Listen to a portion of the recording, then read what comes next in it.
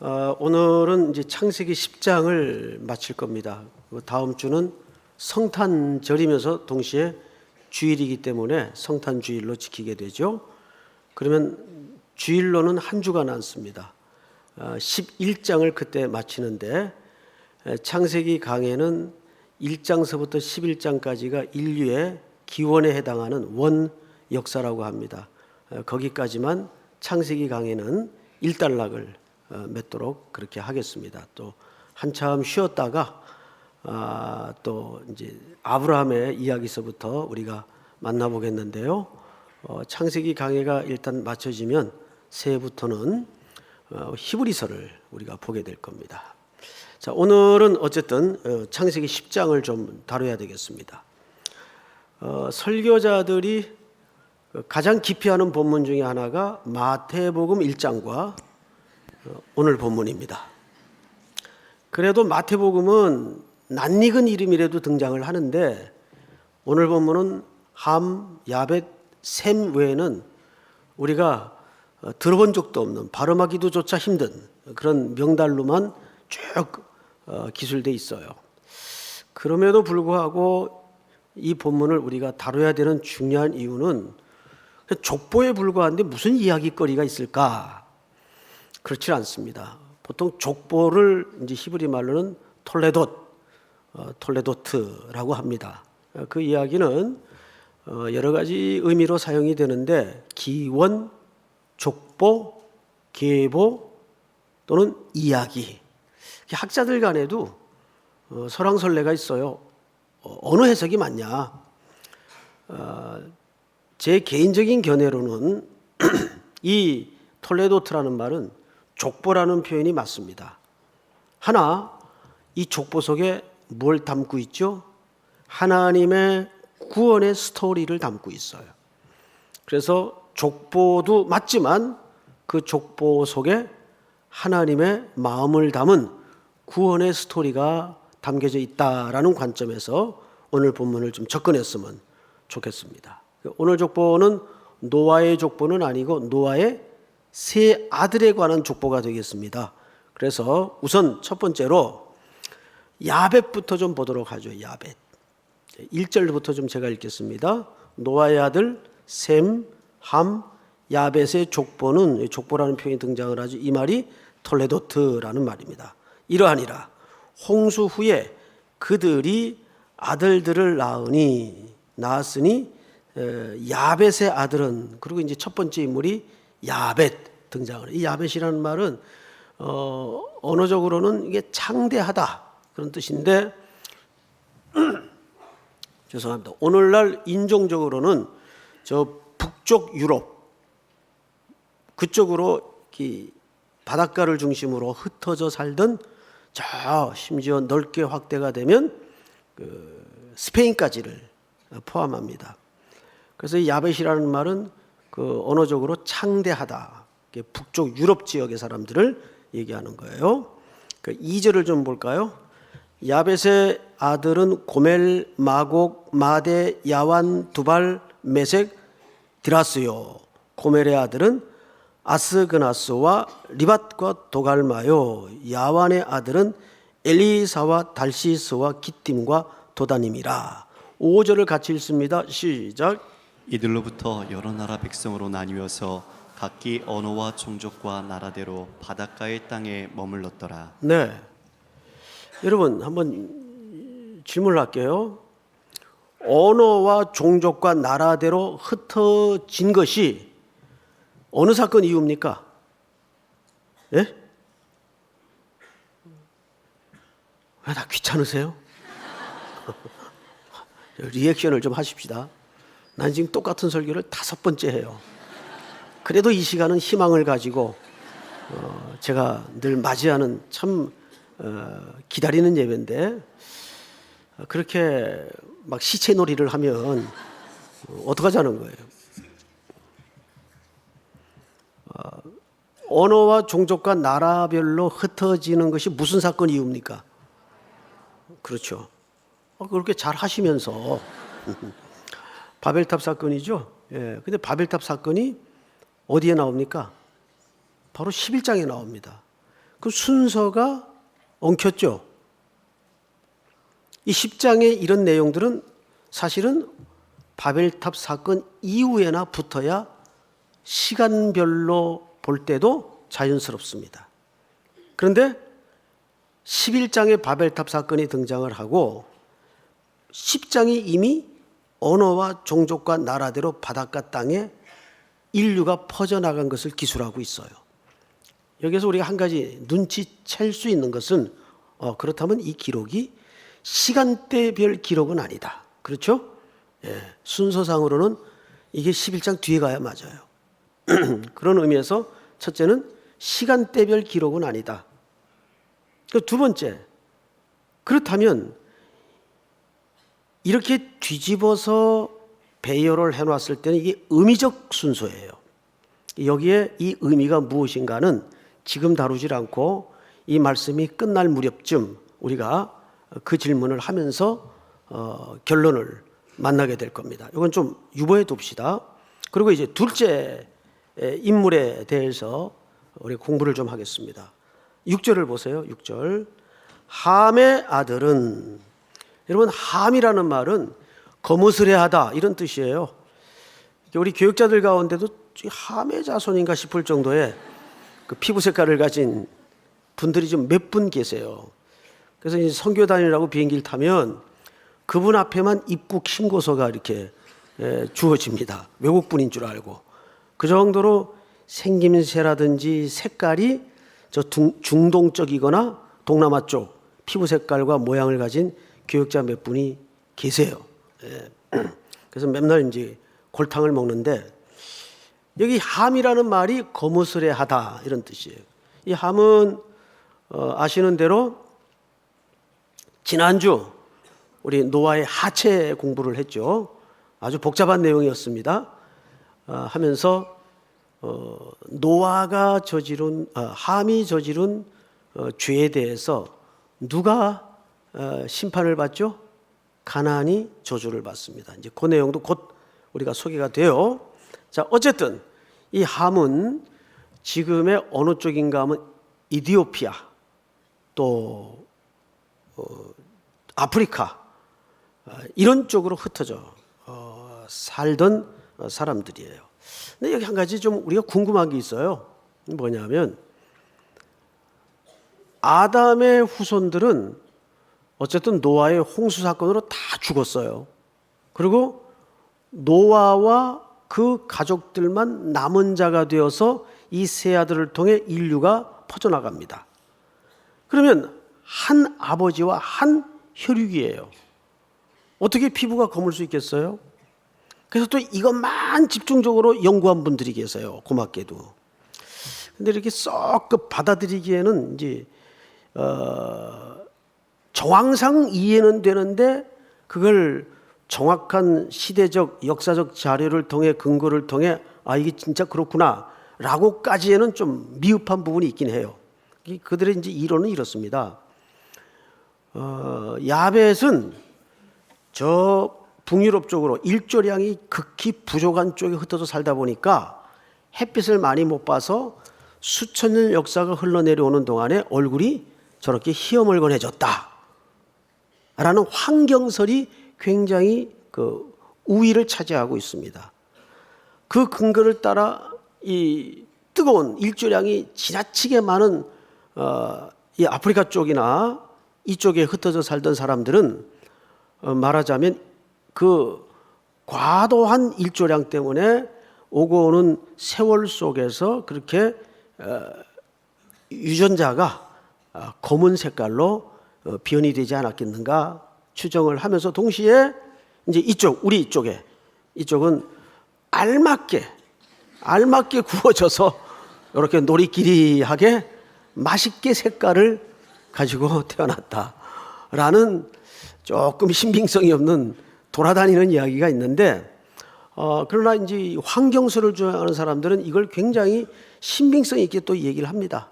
그러나 오늘은 뭐 그게 그렇게 우리가 성경을 이해하는데 중요한 주제가 아니니까 그런 얘기도 있구나 정도로만 끝내는 게 좋겠습니다. 그런데 성경을 이제 함의 아들들을 조금 더 보십시다.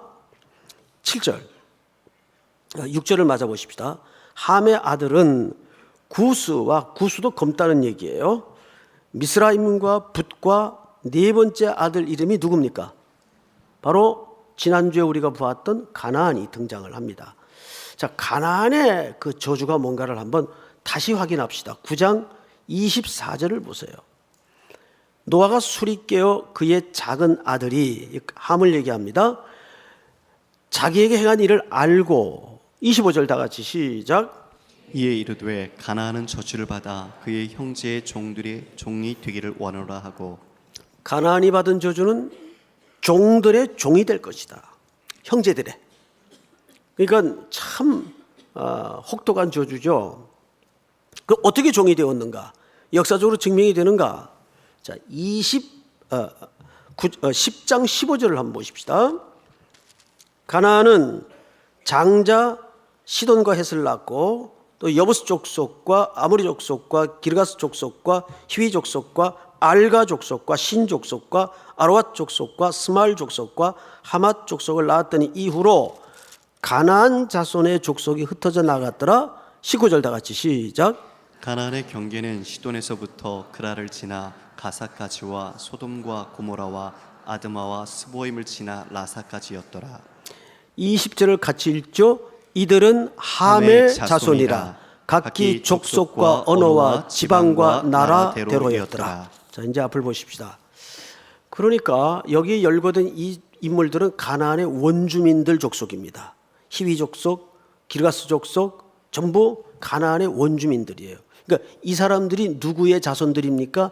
가나안의 자손이요, 나아가서 함의 후예들이에요. 어떻게 종이 되었나? 자, 여러분, 이 글은 창조될 때 쓰여진 글이 아니고 모세에 의해서 이스라엘 백성들이 가나안이라는 땅에 아브라함에게 유업으로 주었던 약속의 땅에 들어가기 직전에 그 땅의 의미와 그 땅은 어떤 땅이며 그 땅에 들어가서 어떻게 살아야 되는가에 대한 하나님의 명령 체계를 담은 규범으로서, 율법으로서 주어진 책이 모세 오경입니다. 이해가 되죠? 자, 그런데 이미 이들이 들어갈 그 가나안 땅에는 누가 살고 있었어요? 함의 아들인 가나안의 후손들이 차지하고 있었어요. 자, 잘 보세요. 이게 얼마나 역설인가 하면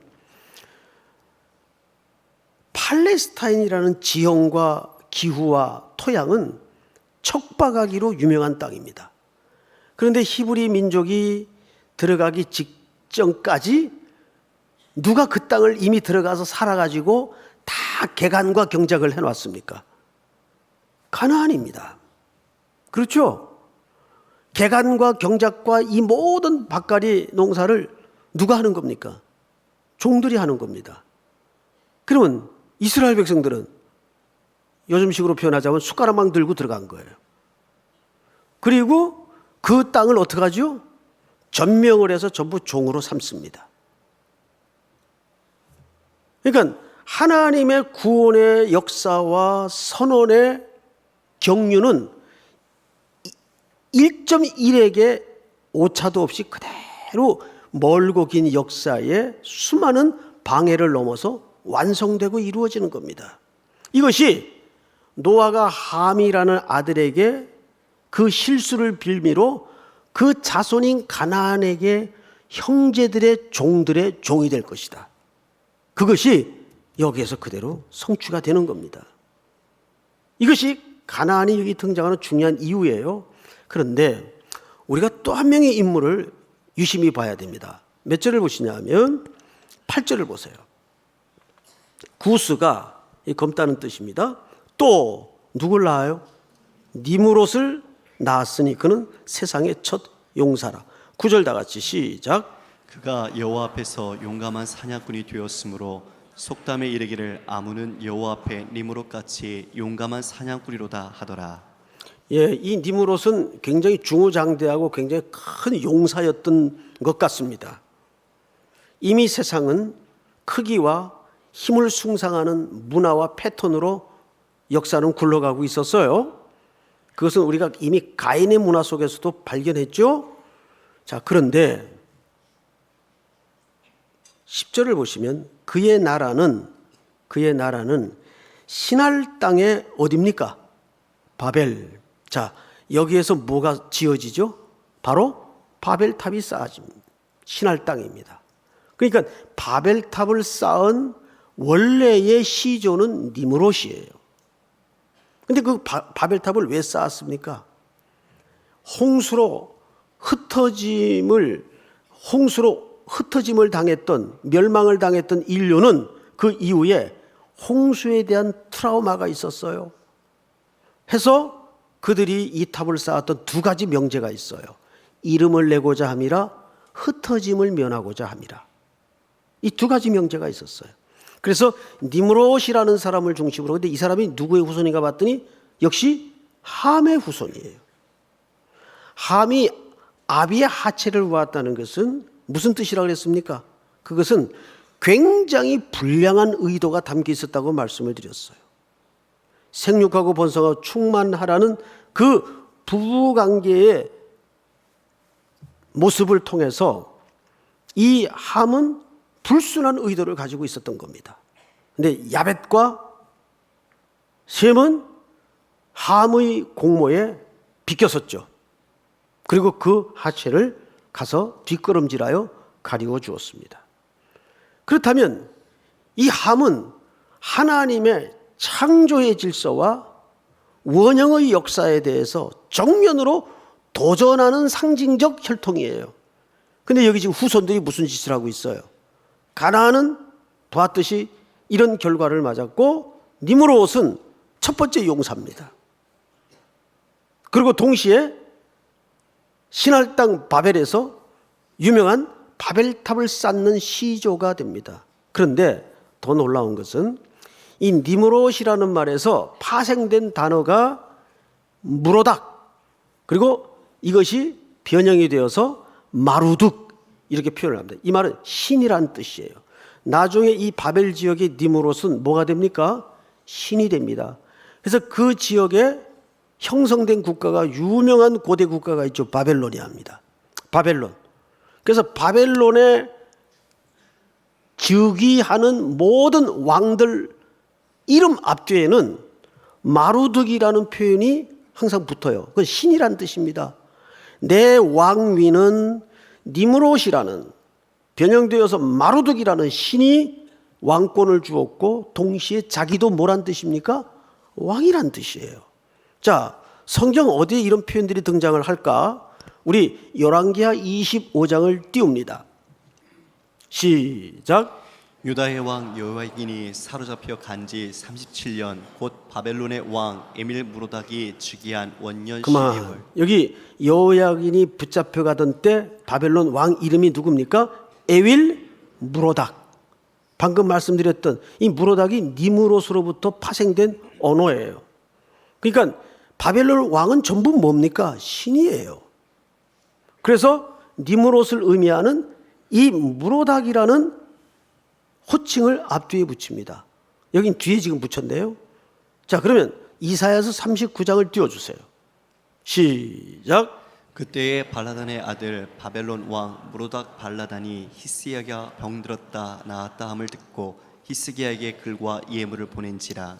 히스기야 왕이 병들었던 그 시대에 바벨론 왕 이름이 무로닥 발라단입니다. 이건 이제 호칭이 앞에 붙어 있죠. 이게 전부 니므롯에서 비롯된 내용들입니다.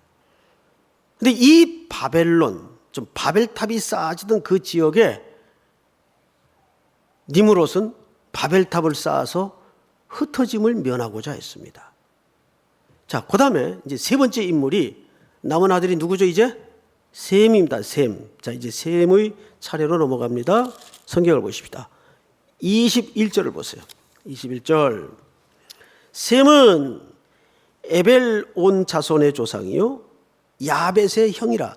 여기서는 야벳의 형이라 그랬는데 원문에는 형제란 말입니다. 형이라는 말이 아니고 그냥 브라더, 형제. 야벳의 형이라. 그에게도 자녀가 출생하였으니 셈의 아들은 엘람, 아수르, 아르박삿, 룻과 아람이요. 자, 이 5 아들 중에서 여러분들이 발음하기 제일 어려운 아들이 누굽니까? 아르박삿. 이 인물을 주의해 주십시오. 이 인물에다가 마크를 하세요. 이건 굉장히 중요한 인물이 됩니다. 여러분 처음 듣는 분들이 있죠? 아르박삿. 이분이 누구냐면 아브라함의 시조입니다. 아브라함. 자, 볼까요? 창세기 11장에는 이 셈의 족보가 다시 한번 등장을 해요. 자, 11장 10절을 보십시다. 그 옆에 장이니까 금방 찾죠? 셈의 족보는 이러하니라. 셈은 100세 곧 홍수 후 2년에 누굴 낳았죠? 아르박삿을 낳아요. 여기에는 아르박삿을 따로 떼어서 족보를 다시 정리해서 기록하죠. 다른 아들 이름들은 없어요. 셈이 누굴 낳았다고만 되어 있습니까? 아르박삿. 그리고 쭉 내려가다가 25절을 보세요. 25절. 데라를 낳은 후에 119년을 지내며 자녀를 낳았으며 26절 다 같이 시작. 데라는 70세에 아브라함과 나홀과 하란을 낳았더라. 여기 데라가 세 아들을 낳았는데 그 세 아들 중에 우리에게 아주 뗄래야 뗄 수 없는 유명한 인물 하나가 이름이 눈에 들어옵니까? 아브라함이에요. 아브라함의 이름이 변경되기 전 이름이죠. 아브라함. 이 누구의 아들이에요? 데라의 아들이면서 동시에 누구의 후손입니까? 아르박삿의 후손이에요. 셈의 계통이죠. 자, 그런데 이 인물을 조금 더 자세히 조명을 해보십시다. 여기서 멈춰서는 전체 의미가 안 들어와요. 다시 10장 몇 절로 가냐면 24절로 가세요. 24절. 제가 읽습니다. 아르박삿은 누굴 낳습니까? 셀라를 낳고 셀라는 에벨을 낳아요. 아르박삿, 셀라, 에벨 기억하세요. 또 에벨은 2 아들을 낳습니다. 그런데 하나의 이름이 누굽니까? 벨렉. 그리고 벨렉이라는 이름 위에 앞에 1하고 숫자가 풋노트로 되어 있어요. 있어요, 없어요? 좋은 성경은 있습니다. 있습니까, 없습니까? 있죠. 근데 그 풋노트에 어떤 해석이 붙어 있던가요? 흩어지다, 나뉘어지다. 이 의미를 가진 이름이 붙어 있어요. 자, 여러분 이제 앞을 보십시다. 벨렉은 아르박삿의 후손입니다. 아브라함의 계통이에요. 그런데 이 벨렉 때 와서 나누어지다, 흩어지다라는 이름으로 아들 이름을 붙여줘요. 그래서 학자들은 대충 이때 바벨탑의 사건을 통해서 인류가 흩어졌다라고 보는 것이 정설입니다. 이 벨렉이라는 이름을 통해서. 그러니까 10장의 역사와 11장의 역사는 엉켜 있는 거예요. 그리고 두 번째 우리가 생각해 볼 것은 신기하게 함, 야벳, 셈, 세 아들의 족보가 오늘 여기 소개되어 있는데 조심해서 치밀하게 들어가 보면 자꾸 역사가 흐를수록 셈의 혈통을 분리시켜놔요. 흩어지는 방법을 통해서 자꾸 분리시킵니다. 구분을 해놓습니다. 왜 그랬을까요? 이때 나뉘어져요. 그래서 종족대로, 언어대로, 나라대로 흩어지기 시작합니다. 이 말은 사실은 흩어진다는 개념보다는 하나님께서 어떤 보존의 목적으로 자꾸 나누는 거예요. 왜? 이 혈통을 통해 누가 오시도록 되어 있기 때문입니까? 바로 예수 그리스도를 얘기하는 거예요. 그래서 우리가 11장의 셈의 족보를 아르박삿의 족보를 다시 한번 조명했던 것처럼 그 맨 끝에 누가 나왔죠? 아브라함이 나와요. 그리고 아브라함은 누구를 낳습니까? 이삭을 낳아요. 그리고 그 이삭을 통해서 하나님은 누가 오실 것을 얘기하셨습니까? 씨, 4개의 날짜, 유일한 씨, 단수를 씁니다. 원래 씨라는 명사는 사실 복수로 써야 문법적으로 맞아요. 제라. 근데 거기에 많은 단수예요. 왜? 유일한 자손이기 때문에. 그렇게 멀고 먼 역사의 산등성이를 넘어 예수 그리스도는 마태복음 1장에 왕 중에 왕의 족보로 이 땅에 오시는 겁니다. 인간의 족보 속에 하나님의 아드님이 그렇게 탄생하여 오시는 거예요. 자, 그런데 우리가 또 하나 재밌는 이름이 소개되는데 5절을 보세요. 10장. 벨렉이라 하였으니 그때의 세상이 어떻게 됐죠? 나뉘었으며 벨렉의 아우 이름은 누굽니까? 욕단. 이제 그 시중에 돌아다니는 두 가지 설이 있어요. 어떤 분들은 우리 한민족이 사실은 셈족 계통이다 라고 그 근거를 찾기 위해서 어마어마한 수고를 하시는 분들이 계세요. 좋긴 좋은데 그런 경우도 있었구나 정도로만 여러분 이해해야지 그런 설에 너무 또 이렇게 현혹되어서는 안 됩니다. 제일 확실한 것은 이제 우리가 천국에 가면 주님한테 제일 먼저 그거 물어보세요. 그러면 주님이 이렇게 분명 대답하실 겁니다. 쓸데없는 소리 하지 말라고. 이 욕단이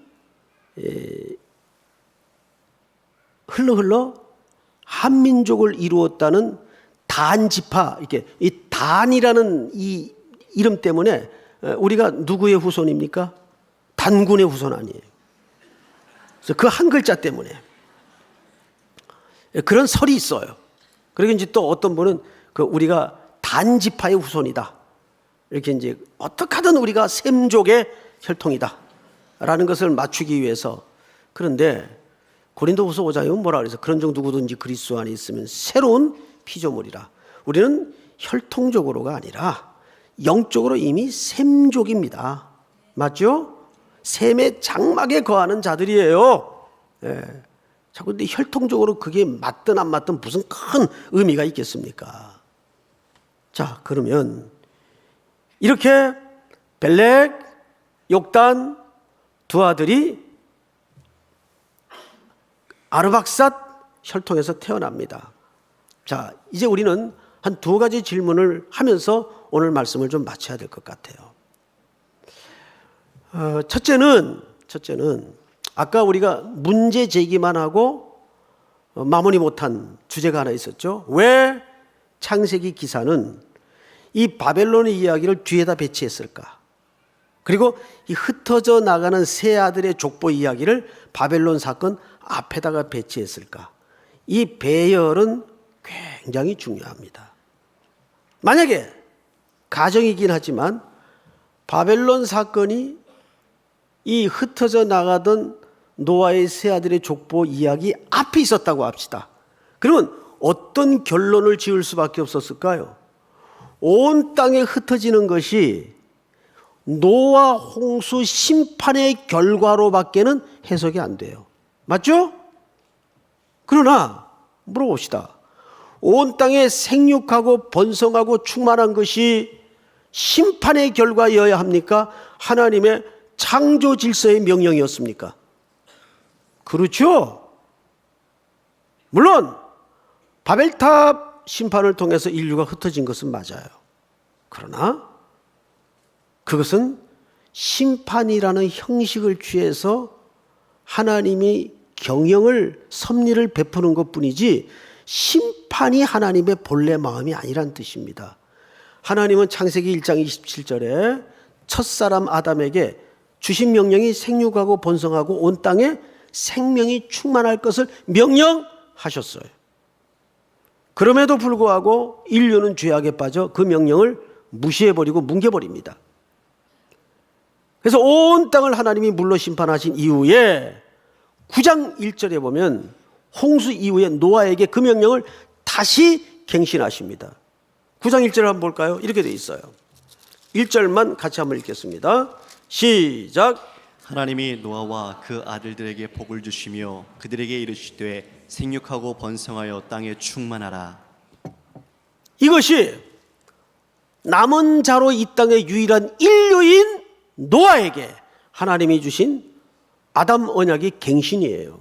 여기서도 정확하게 번성하고 충만하고 온 땅에 표만할 것을 명령하십니다. 그러니까 인류가 온 땅을 향하여 흩어져 생명을 충만케 할 복음 전도자로 나가는 것은 심판의 결과입니까? 하나님의 본래의 마음입니까? 예, 하나님의 본래의 마음이었어요. 그런데 하나님과 대적하고 있는 이 함이, 그 후손들이 바벨탑을 지음으로써 두 가지를 의도했죠. 흩어짐을 면하고자, 또 하나는 뭡니까? 이름을 내고자. 이름을 내고자 하라는 말은 자기 본의적 삶을 얘기합니다. 예루살렘 교회도 모여 있으니까 환난이라는 핍박의 방법을 통해서 하나님이 흩뿌려 버리는 거예요. 그들이 두루 다님의 복음의 말씀을 전할세 그 말씀이 떨어지고 선포되는 곳마다 민들레 씨앗 마냥 하나님의 교회가 세워지고 주의 나라가 임하는 것을 우리가 보지 않습니까? 마찬가지예요. 그러니까 이 하나님의 노아의 가족을 향한 명령 속에는 하나님의 선교적 명령이 감춰져 있는 거라고요. 이렇게 하나님의 언약을 따라오신 셈의 혈통을 통해 이 땅에 오신 하나님의 아드님이신 예수 그리스도께서 마태복음 왕의 족보로 이 땅에 태어나십니다. 그리고 그분이 온 세상을 향하여 복음 전도자들을 뽑아 보내실 때 몇 명을 뽑아 보내셨나요? 여러분, 다시 묻겠습니다. 이 창세기 10장에 노아의 세 아들의 많은 이름들이 여기 열거되어 있지만 이들을 전부 헤아려 보면 정확하게 모두 몇 명인지 아십니까? 몇 명입니까? 그 너나 알지 어떻게 내가 알겠냐? 그런 표정들 하실래요? 70명입니다. 정확하게 70명입니다. 그 분포들을 보면 이렇습니다. 야벳이 14명, 함의 혈통이 30명, 제일 많아요. 셈의 혈통이 26명. 합이 몇 명입니까? 70이에요. 그 계산도 안 하려고 그래요. 14, 26, 40이죠? 그 다음에 함의 자손이 30명이 기록되어 있어요. 모두 몇 명입니까? 70명이에요. 지금부터 이스라엘 역사는 이 70이라는 숫자가 어마어마하게 중요한 숫자가 됩니다. 이것은 완전한 공동체의 상징적 숫자가 돼요. 그래서 산헤드린 공회가 모두 몇 명입니까? 70명이에요. 70명. 그리고 결정적으로 예수님이 제자들을 뽑아 보내실 때 70명을 뽑아서 보내십니다. 왜? 이 70이라는 숫자는 모든 민족을 대신하는 상징적 수이기 때문입니다. 그런데 그 제자들이 돌아와서 본질과는 벗어난 기쁨에 들떠 있어요. 우리가 가서 복음을 전하니까 귀신도 쫓겨나고 귀신도 항복하고, 그래서 예수님이 그들에게 이런 교정의 메시지를 남기시죠. 누가복음 10장을 띄워주세요. 시작. 그러나 귀신들이 너희에게 항복하는 것으로 기뻐하지 말고 너희 이름이 하늘에 기록된 것으로 기뻐하라 하시니라. 아멘. 여기 보니까 너희 이름이 하늘에 기록된 것으로 기뻐하라 하시니라. 이 구원과 생명의 역사를 얘기하는 거예요. 그리고 승천하시기 전 갈릴리 사람들에게 어찌하여 하늘을 쳐다보느냐. 너희가 본 모습 그대로 내가 오리라. 그리고 유언 같은 마지막 명령과 소명을 이 땅에 교회 공동체에게 남깁니다. 예루살렘과 유대와 사마리아와 땅끝까지 이르러 내 증인이 되라. 아버지와 아들과 성령의 이름으로 세례를 주고, 이건 뭘 말하는 거예요? 선교적 명령을 얘기하는 거예요. 사랑하는 성도 여러분, 이제 말씀을 마치면서 이 족보는 흩어지는 족보예요. 아니, 흩어져야 될 족보예요. 홍수 심판의 결과가 아니란 말이에요. 믿습니까? 그것이 심판이 하나님의 본심이 아니란 말이에요. 오늘 이 말씀을 통해서 우리가 이제 한 주 특세를 맞춰지면 새로운 시작이 준비되어 있습니다. 위험한 땅, 그러나 공고한 자들로 가득한 레바논 땅에 피난온 시리아 난민들을 향한 사역을 출발로 우리는 미얀마, 캄보디아, 대만, 일본 땅을 향해서 나아갈 것입니다. 그 국내에는 통영, 장흥, 목포, 그리고 GOP 군선교, 수도권 선교까지 우리는 복음을 들고 그것이 내가 구원받은 이유이며 교회가 이 땅에 존재해야 되는 중요한 근거입니다. 오늘도 이 소명과 사명에 묶여서 다시 한 주를 시작하고 여러분들이 머무는 그 일터에 하나님을 향한 경배와 예배가 드려지며 어둠의 권세가 제압되고 하나님의 통치가 새로 임하는 선교적 제자로서 선교의 사명을 또 한 주도 감당할 수 있는 우리 교회 또 여러분들이 될 수 있기를 주의 이름으로 축복합니다. 우리 다 일어나십시다. 세상 모든 민족이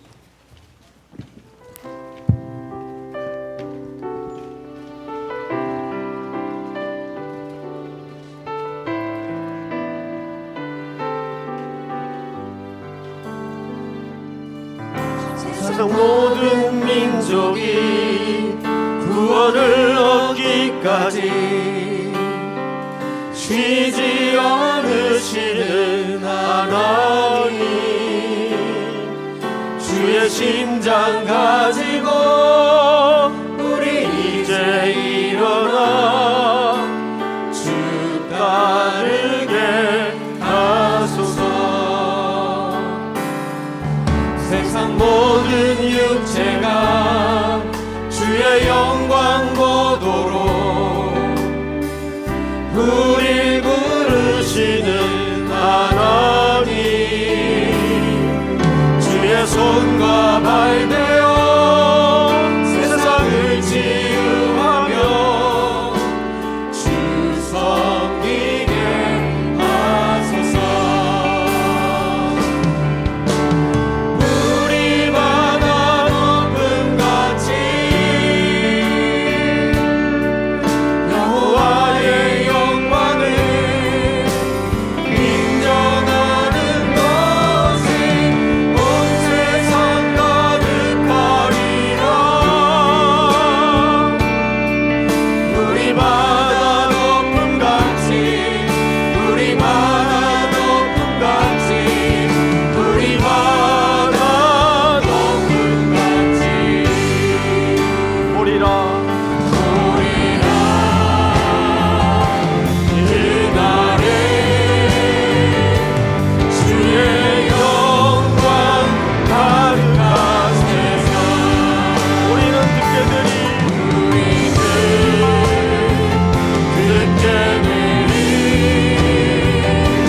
온 세상 가득한 승리의 박수. 우리 바다 높음같이 여호와의 영광을 인정하는 것이 온 세상 가득하리라. 우리 바다 높음같이 우리 바다 높음같이 우리 바다 높음같이. 우리 한번 기도합시다. 복음을 받은 자는 성경에 보니까 주님의 시각에서 마이 디파짓, 내가 맡긴 거라고 말씀을 하셨습니다. 근데 맡긴 걸 제대로 전달하지 않으면 그걸 횡령이라 그러죠. 복음 횡령죄, 전하지 않는 자에게 주어지는 명칭입니다. 우리는 나에게 임한 이 구속의 사건, 이 십자가의 은혜가 아직도 어둠의 땅에서 신음하는 저분들을 향해서 소개되고 전해지고 가르쳐지고 선포돼야 됩니다. 이제 특세가 맞춰지면 우리에게 시작되는 이 선교 일정을 일일이 나라 이름을 불러가면서 또 자기가 감당해야 되고 섬겨야 될 땅을 위해서 우리 이 시간 다 같이 한번 그것이 내가 이 땅에 구원받은 백성으로 살아가는 존재의 기반임을 기억하여 주여 부른 다음에 기도합니다. 주여.